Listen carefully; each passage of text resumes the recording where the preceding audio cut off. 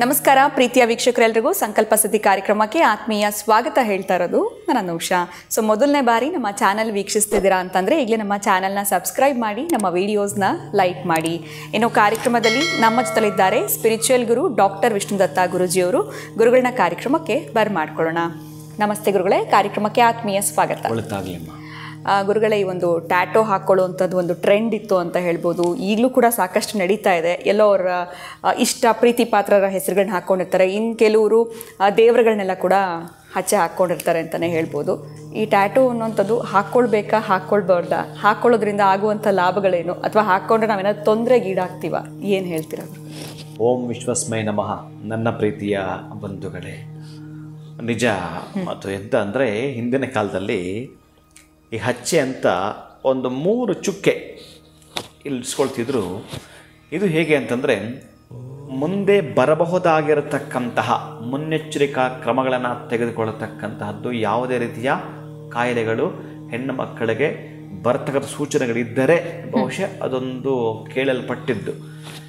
ಅಂದರೆ ಈಗ ನಾವು ಹೇಗೆ ಅಂದರೆ, ಈಗ ಕೈಯನ್ನು ಮುಷ್ಟಿ ಮಾಡಿದ್ರೆ ಒಂದು 10 ಸೆಕೆಂಡ್ ಗಟ್ಟಿಯಾಗಿ ಈಗ ಮುಷ್ಟಿ ಮಾಡಿ ನೋಡಿ, ತಕ್ಷಣ ನೀವು ಕೈ ತೆರೆದಾಗ ನೀವು ಪಿಂಕ್ ಕಲರ್ ಬ್ಲಡ್ ಕಾಣಿಸ್ತಂತಂದರೆ ಇವರು ಪೂರ್ಣ ಆರೋಗ್ಯವಂತರು ಅಂತ ನೀವು ಚೆಕ್ ಮಾಡ್ಕೊಳ್ಬೋದು. ಮತ್ತು ಹೀಗೆ ಮುಷ್ಟಿ ಗಟ್ಟಿ ಮಾಡಿ ತೆಗೆದ್ರೆ ಅದು ಕ್ಯಾರೆಟ್ ಕಲರ್ ಬಂದರೆ ಬಹುಶಃ ಇನ್ನೊಂದು 3 ತಿಂಗಳು ಒಳಗಡೆ ನಿನಗೆ ಆರೋಗ್ಯ ಕೆಡೋ ಸಾಧ್ಯತೆ ಇರುತ್ತೆ ಅಂತ ನೀವು ಚೆಕ್ ಮಾಡ್ಕೋಬೋದು. ಕ್ಯಾರೆಟ್ ವರ್ಣದೇನಾದರೂ ಬರ್ತಾ ಇದೆ ಅಂತಂದರೆ ನೀವು ಡಾಕ್ಟರ್ ಈಗಲೇ ಪರೀಕ್ಷೆ ಮಾಡ್ಕೊಳ್ಬೋದು. 3 ತಿಂಗಳಿಗಾಗುವಂಥ ಕಾಯಿಲೆಗೆ ಇವತ್ತೇ ನೀವು ಸೂಚನೆಗೆ ಸಿದ್ಧರಾಗ್ಬೋದು.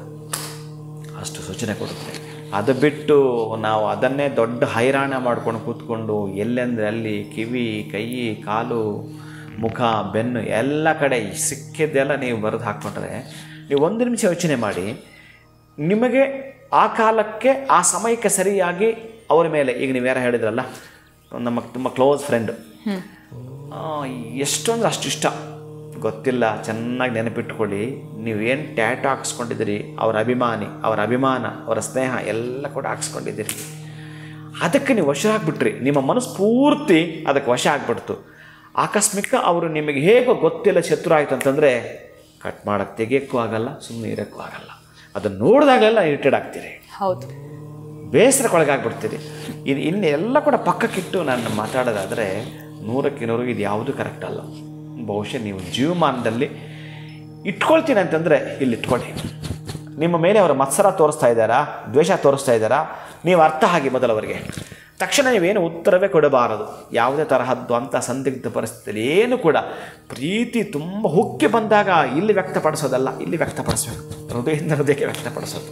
ಅದೇ ಬಿಟ್ಟು ಮತ್ತೆ ನಿಮ್ಮಲ್ಲಿ ಏನೋ ಆವತ್ತು ದಾರ್ಷ್ಟ್ಯ ಭಾವಗಳು, ಮತ್ಸರ, ಖಿನ್ನತೆ, ದ್ವೇಷ, ಈರ್ಷಿ ಇದೆಲ್ಲದಕ್ಕೂ ಒಂದು ದಿನ ಒಳಗಾಗ್ತೀರಿ. ಅವಾಗ ತೆಗಿಯೋಕ್ಕೂ ಆಗಲ್ಲ, ಸುಮ್ಮನೆ ಇರೋಕ್ಕಾಗಲ್ಲ.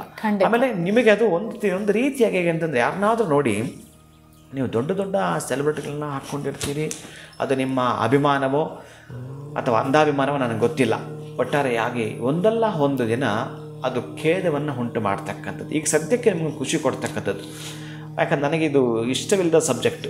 ಒಟ್ಟಾರೆಯಾಗಿ ಎಂತ ಮಾತಾಡೋದಂತಂದರೆ, ಫ್ಯೂಚರಲ್ಲಿ ಪ್ರಾಬ್ಲಮ್ ಆಗೋದು ಒಂದಾದರೆ, ನಿಮ್ಮ ಅಂಗಸೌಷ್ಠವ ದೇಹ ಅಂತ ಏನಿತ್ತೋ, ಈ ಬಿಳಿ ಹಾಳೆ ಮೇಲೆ ಒಂದು ಕಪ್ಪು ಡಾಟ್ ಬಿದ್ದ ಹಾಗೆ ಆಚೆ ಯಾವತ್ತೊಂದು ನಿಮ್ಮ ಮನಸ್ಸಿಗೆ ತರುತ್ತೆ. ನಿಮ್ಮ ಮನಸ್ಸೇ ಒಂದು ರೀತಿ ಕೇಂದ್ರೀಕೃತ ಆಗುತ್ತೆ, ಕಪ್ಪು ಡಾಟ್ ರೀತಿಯಲ್ಲಿ ಇರುತ್ತೆ. ಅದಕ್ಕೆ ಅವಕಾಶ ಕೊಡಬಾರದು. ಅಂತಂದರೆ ಭಗವಂತ ಕೊಟ್ಟಿರೋ ಈ ದೇಹವನ್ನು ನೀವು ಅಂತರಂಗ ಶುದ್ಧಿಯಿಂದ ಬಹಿರಂಗ ಶುದ್ಧಿಯಿಂದ ನೀವು ಶುದ್ಧೀಕರಣ ಮಾಡಿಕೊಂಡ್ರೆ ನಿಮಗೆ ಎಲ್ಲ ರೀತಿಯಲ್ಲೂ ಸಿದ್ಧಿ ಆಗುತ್ತೆ. ಆ ಟ್ಯಾಟೋ ಇಲ್ಲಿಟ್ಕೊಳ್ಳಿ, ಒಳಗಡೆ ಅಂತರಂಗದಲ್ಲಿ ಇಟ್ಕೊಳ್ಳಿ.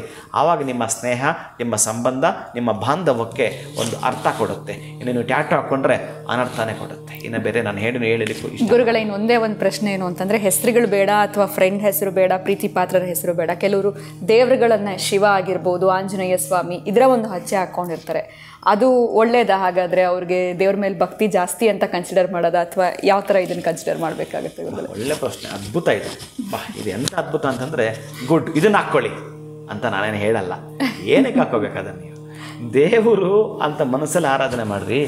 ದೇವರು ಅಂತ ನೀವು ಆರಾಧನೆ ಮಾಡಿದ್ರೆ ಗಾಳಿನ ಆರಾಧನೆ ಮಾಡಿರಿ, ದೇವರು ಅಂತ ಆರಾಧನೆ ಮಾಡಿದ್ರೆ ನಮಗೆ ಸೂರ್ಯ ದೇವ ಬೆಳಕು ಕೊಟ್ಟಿದ್ದಾನಲ್ಲ ಅದನ್ನು ಆರಾಧನೆ ಮಾಡಿರಿ. ನಮಗೆ ಪಂಚಭೂತಗಳಲ್ಲಿ ಅಗ್ನಿ ಅನ್ನೋದು ಇಲ್ಲೇ ನೀವು ಊಟ ಮಾಡಲಿಕ್ಕೆ ಏನೂ ಇರಲ್ಲ, ಅದನ್ನು ಆರಾಧನೆ ಮಾಡಿರಿ. ತಂದೆ ತಾಯಿಗಳನ್ನ ಪ್ರೀತಿಸಿರಿ. ಮೊನ್ನೆ ಯಾರೋ ಪ್ರಶ್ನೆ ಮಾಡಿದ್ರು, ಗುರುಗಳೇ ಈಗ ದೇವರು ಅಂತ ಇದ್ದಿದ್ದರೆ ಎಲ್ಲ VIP ಮಾಡಿಬಿಡೋದು, ಜೊತೆಗೆ ಯಾರು ಒಂದು ಜನಸಾಮಾನ್ಯರಿಗೆ ಹೋಗಿ ಆಗದೆ ಇರತಕ್ಕಂಥದ್ದು, ತಿರುಪತಿಯಲ್ಲಿ ಮೊನ್ನೆ ಹಾಗೆ ನಡೀತು ಹೀಗೆ ನಡೀತು, ಈ ದೇವರು ಇದ್ದಿದ್ದರೆ ಇದೆಲ್ಲ ಆಗ್ತಿದ್ದ, ಏನೇನೋ ಮಾತಾಡೋದವರಷ್ಟು. ಅಲ್ಲಪ್ಪ, ದೇವರು ಪಕ್ಷಪಾತವಿಲ್ಲ, ಯಾರಿಗೂ ಕೂಡ ಪಕ್ಷಪಾತವಿಲ್ಲದೆ ಕೊಡ್ತಕ್ಕಂಥ ಉತ್ತರವೇನು ಗೊತ್ತಾ? ತಂದೆ ತಾಯಿಗಳೇ ದೇವರು ಅಂದ್ರಿ, ನೀವು ಅಷ್ಟಾಗಿ ನಂಬಲಿಲ್ಲ. ಹೋಗ್ಲಿನಪ್ಪ, ಪ್ರಾಣಿ ಪಕ್ಷಿಗಳ ದಯ ತೋರಿಸ್ರಯ್ಯ, ಅದ್ರಲ್ಲಿ ದೇವರು ಕಾಣ್ರಯ್ಯ ಅಂದರೆ ಅದರಲ್ಲೂ ಕೂಡ ನೀವು ದೇವರನ್ನ ಕಾಣಲಿಕ್ಕೆ ರೆಡಿ ಇಲ್ಲ. ಹೋಗ್ಲಿ, ಸೇವಾ ಮನೋಭಾವನೆಯಿಂದ ದೀನದಲಿತರ ಸೇವೆ ಮಾಡ್ರಯ್ಯ, ಆ ಸೇವೆನ ದೇವರು ಕಾಣ್ರಯ್ಯ ಅಂದರೆ ಅದನ್ನು ನೀವು ಮಾಡಲಿಲ್ಲ.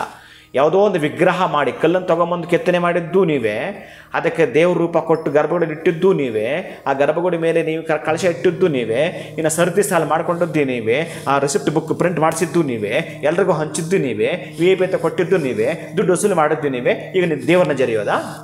ಎಂಥ ದೇವರನ್ನ ಜರಿತೀರಿ? ದೇವರೇನು ಮಾಡಲಿಕ್ಕೆ ಬರಲ್ಲ, ನೋಡ್ತಾ ಇರ್ತಾನೆ ಅಷ್ಟೇ. ಒಳ್ಳೆಯವರನ್ನು ನೋಡ್ತಿರ್ತಾನೆ, ಕೆಟ್ಟವರನ್ನು ನೋಡ್ತಿರ್ತಾನೆ. ಏನೇನು ನೋಡ್ತಿರ್ತಾನೆ?